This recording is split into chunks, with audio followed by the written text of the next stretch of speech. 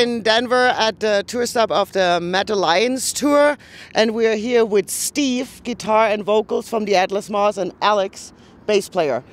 The Atlas Moth, a rather different name. How did you? I mean, I'm thinking like, you know, wow, 70s kind of stuff. Yeah. How did you come up with? Marijuana mostly, but there was a movie, a documentary called The Atlas Moth that was really bizarre that I showed everybody, and just kind of came up as a good name. I don't know, kind of got like the Iron Butterfly feel from it, so it just felt right. It kind of works, and it wasn't very metal sounding. Cool. So yeah. What did you decide to form a band? Is the job market that bad in Chicago, or was it more like a lifelong dream?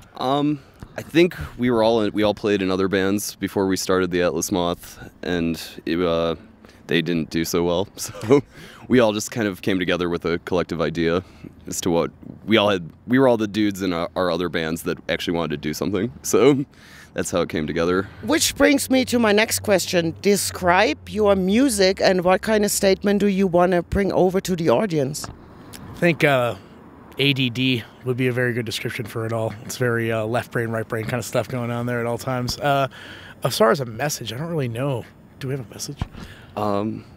Global domination. Global domination, yeah.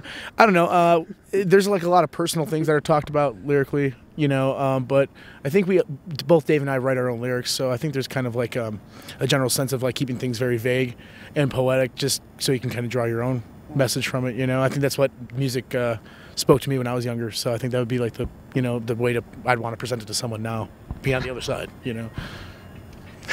So who are the main songwriters? Dave and I and Andrew bring a lot to the table. I don't really know if there's one main or if there's, one person that does more than another. I think, usually there's something that gets brought to the table, and then we all kind of do our own thing. Yeah. I don't write bass parts. Yeah, the Steve or Dave will bring a riff into the room, and then Tony, the drummer, and I will start working with it. It kind of just goes from there. Yeah, we all kind of have our own sections in the band, and every once in a while, maybe Dave will have a riff that I would be better playing, that, he would have something over and then switch it up. But, it's pretty loose. We're pretty mellow about that type of stuff. There's not like one dominant character in the band. We all do our own thing, and we're all pretty open to suggestions when people have other ideas for our parts, so it's a very collaborative effort, Now, I read a lot about, the word psychedelic when, the Atlas Moth is described. What kind of state of mind should your audience be in to fully enjoy your music? Should they be high or sober? Oh, well, definitely high. Yeah. Definitely high. I think mushrooms would be the ideal drug of choice, if I had to say so. But, I mean, acid would always be good, and marijuana's always a plus, whatever's fun. Whatever you have available. That's how I roll with it. Yeah. I mean, shit. Now, a lot of bands these days incorporate keys or synthesizers into their music. What made you decide to do that?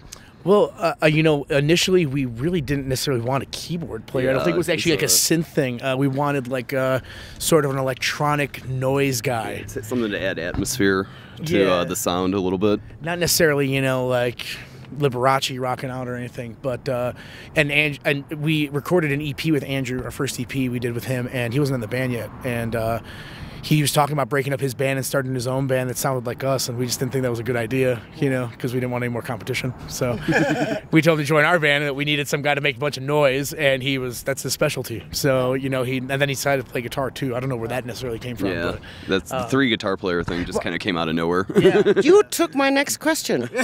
Sorry. Since Andrew is also playing guitar, and a lot of the newer core bands are also having three guitars, what made you decide for him having them play guitar too? When he joined, he was actually a bass player by trade, and he learned all of our songs on bass, and then he was like, I think I'm going to learn them on guitar, and then he learned them on guitar, and then he bought a keyboard, and then that was it. I guess he just kept playing. We never really thought about it. It was never like it just kind of happened, to be honest. And then we were like, well, can we do that? Like, is that stupid? And then it really wasn't a concept. We weren't like, oh, we need a third guitar player. I mean, if anything, I would have thought it was convoluted. Originally, we almost had the idea of like having two bass players for a minute, there was and that was like it just got to be ridiculous after a couple practices. Yeah, exactly. So, I don't know. It just kind of happened, and we stuck with it. We started working it into our sound, and it's kind of become who we are, I think, to a certain extent. Now, after Pray for Tides, you guys got signed to Candlelight. Did Blake have something to do with that? Blake definitely had a hand in that. And that's Blake Judd from Nachtmuseum. Yeah, Blake is a friend of ours. He definitely had a very large hand in that, as well as Kim Kelly, who writes for a lot of blogs and magazines. She actually got them to come out to see us on our very first tour when we played a basement in Delaware. That was actually our first initial contact with Candlelight, and then Blake kind of shoved them over the edge for us, you know. But yeah, she's actually on this tour. She's doing merch for St. Vitus. She's very interesting. Kim. Oh, Kate's doing Crowbar. Yeah. Kim was very instrumental. We wouldn't have gotten there without her either. You know, which is kind of odd. You know, we've known her for years now, though, too. She's been a saving grace in a lot of respects. Now, with Glorified Piece of Blue Sky, this was your first release with Candlelight. Was it different to work with a major label? Well, we had never worked with any label. Yeah. We worked with our friend Devin, who runs like a label out of his really bad apartment where he grows marijuana. So, and that was, I hear the theme dope a lot here. yeah. Well, you know, up with hope, down with dope, or something. You know, for the kids out there. But no, that was like a really odd experience, and still is kind of odd, to be honest with you. You know, working with the giant label, it's definitely different for a band of our magnitude that have always been so DIY, and it was like, oh, we're going to do this, we'll press a vinyl or we'll print our own shirts, you know. So it's definitely weird, you know. But you know, with growth comes new things, right? You know, you got to stand up to that. So now, coming out of Chicago, the obvious choice would be Sanford Parker, to use him for production. What made you go with your team member Andrew? You know, well, I mean, Sanford is actually a good friend of mine. He's awesome. He rules. I think he's a great producer. But I can't say that him producing everything wasn't a very key factor in not thinking about that. We met Andrew before we even had a connection to that scene. We had never played a show, and we heard about this guy Andrew that was really good and cheap. And we went to him.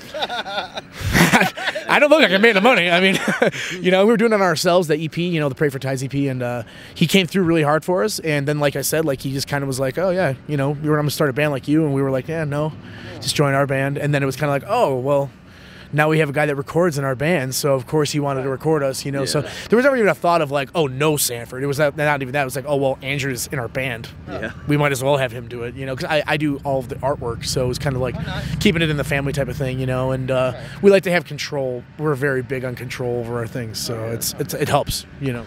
Now that your EP that you released last year, One Among the Wheat Fields, it's just cover songs. Is that also released by Candlelight?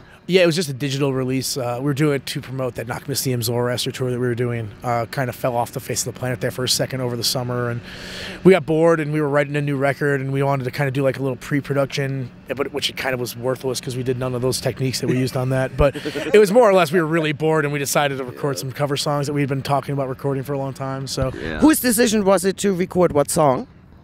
We each picked a song that we had a list of songs we all really wanted to cover for a long time, and then we kind of just narrowed it down from there. There's a laundry list. I can't even. There were so many on there that I even look back at. It's like, God, we were stupid for even thinking we could do that, you know. But we didn't do it, so you know, score, you know. But yeah, no, there's a laundry list of songs that we kind of just picked up from listening to radio on the tour and stuff like that. Well, here, which brings me to my next question: what do you listen to in your downtime? I listen to a lot of not metal. Anything that's not metal pretty much nowadays, especially in the van, you know, like especially after this tour where it's like 7 bands, you know, we're here from 2 in the afternoon to a lot of times like 2 in the morning. And I don't want to hear any screaming after that. I have no interest in it. You know, I listen to a lot of hip hop personally, country, even old country and electronic. And I mean, we all kind of listen to the same stuff. You know, I mean, when we're in the van all day, you know playing these metal shows and everything, the only thing I want to hear when we get back in it is just some Dr. Dre or something. Right. We listen to the new Lupe Fiasco a lot. That's been a really awesome record in the van. Yeah, it's been very mellow, but you know, it's great hip hop. And they're from Chicago. He's from Chicago, so. And again, my next question. We're reading mine. Well, here you go. You're looking at my list. Chicago has a very strong metal scene. Is there some other bands that we should look out for? Oh, yeah. Indian, Lord Manus, Yakuza. Oh, I know Yakuza. You know Yakuza? Bruce, of course. How can't you know Bruce? Cobra. Sweet Cobra. Millions. Hunters. Swan King. I mean, there's tons. The metal scene there is great because none of us sound alike. You know, it's all a bunch of different bands, you know, that are all like somehow or together like lumped together, and we all play shows together and we all hang out together, and none of us sound anything alike, and it's really fun to have such a diverse music scene, a metal scene, and still be able to, you know, get together, you know. Yeah. Now, on this current tour, which band are you most excited, A, to tour with, and B, to watch each night? Or if you are still sober to watch, which one would you watch? Well, I'm never sober by the end of the night. No, because that makes it that much better. You know, Helmet we're all huge Helmet fans, so that was kind of a dream come true, because we always kind of felt like Helmet was maybe like a step above what we were doing, you know. So like the thought of us, a band as our kind of band touring with Helmet, never really made sense. So that's really exciting. I mean, Crowbar and St. Vitus, though. I mean. Right. Yeah, I mean, that's legendary as far as our genre goes. So, I mean, it's kind of hard to say. I'm a huge Crowbar fan. I'm a huge Helmet fan. I'm a huge Wino fan in general, you know. And now with seeing all these newer bands, younger bands playing before us, it's really thanks, Beetle. It's really cool to meet all these newer bands, younger bands too, and contemporaries to play with them as well. I heard you guys have touring plans in Europe.